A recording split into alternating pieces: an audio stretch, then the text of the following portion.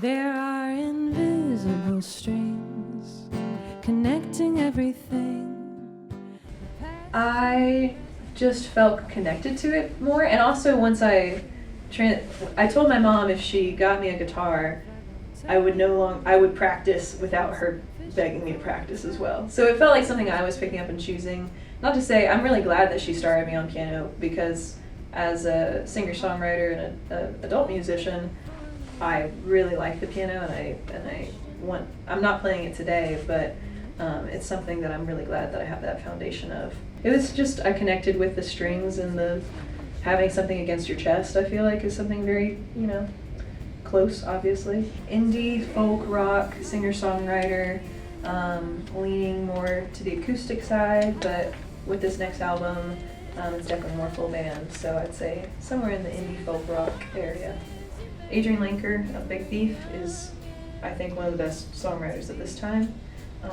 I really would love to be a contemporary of Hayley Hendricks. I would love to go on tour with her one day. She's a Portland-based songwriter, and I resonate with her expression a lot. Alice Phoebe Liu, based in Berlin. Kate Bollinger, and then kind of like the bigger names, obviously Bob Dylan, Joni Mitchell. I love, bringing back to contemporary. Courtney Barnett has always been a big influence on me. So, I really value lyrics, and I also just think kind of strange choices musically is fun. So that's kind of what interests me in songwriters. My fiance, Jacob Palmer, who by the time it airs we'd probably be married, which is very sweet. I hadn't thought about that until right now. He's playing lead guitar. And then we have Tay White on drums, Zach Ketchum on bass, and Zach Callahan on saxophone.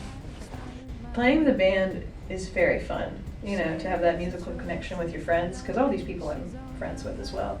And I think as a solo artist, I can obviously be softer, and it fits a certain listening room setting, but with a band there's just so much more energy and power behind it, and also it's not like I tell the drummer what to do or the bassist what to do. I might guide them, if I hear something that I don't like or something that I do, but it feels like this collaboration amongst musicians, and I get to make the foundation and the foundational expression that they get to add their expressions into. When I first moved to Pensacola from Fort Walton Beach for EWF, I started going out to open mic nights, and that's when I first started to feel really connected to a creative community and want to make something new each week. And so I started writing songs. I would say in 2021 is when I started hosting my own open mic night, and for about a year it was all covers basically that would come through my open mic night. And then I just got inspired and hooked on, I had a couple singer-songwriters come in, and I just thought that was the most interesting expression. And so in 2021 is when I really started dedicating to the practice of songwriting, and specifically with morning pages and journaling, just this kind of daily practice of free range, just expression. I guess that the very beginning of any song is just me observing either my emotions or situation or the room around me or the nature around me. And most of my songs start with me finding a chord progression that I can play over and over again, and then maybe a melodic line, and then maybe I start putting words on that, and I'm not trying to put any specific words, I'm just seeing what comes out if I let myself go.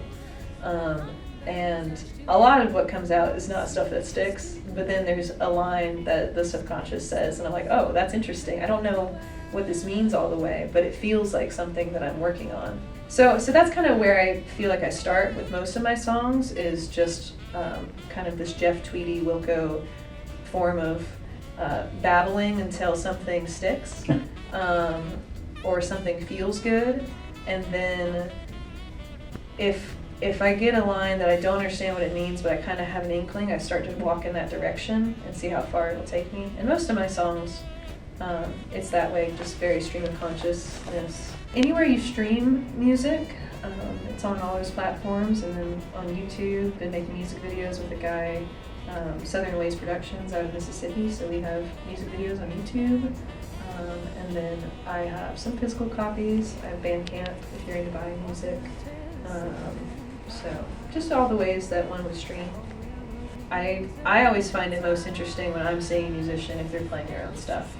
And sometimes when I go to a show and they start to do covers, I can get disengaged because I'm here to hear what you have to say or what you've made. And you know, not everyone's into that, but I am. So that's why I think it's important to play your own stuff out, is that no one else is gonna say it if you don't, you know. I heal my mind, this is how I spend my life, walking around those long leaf pies.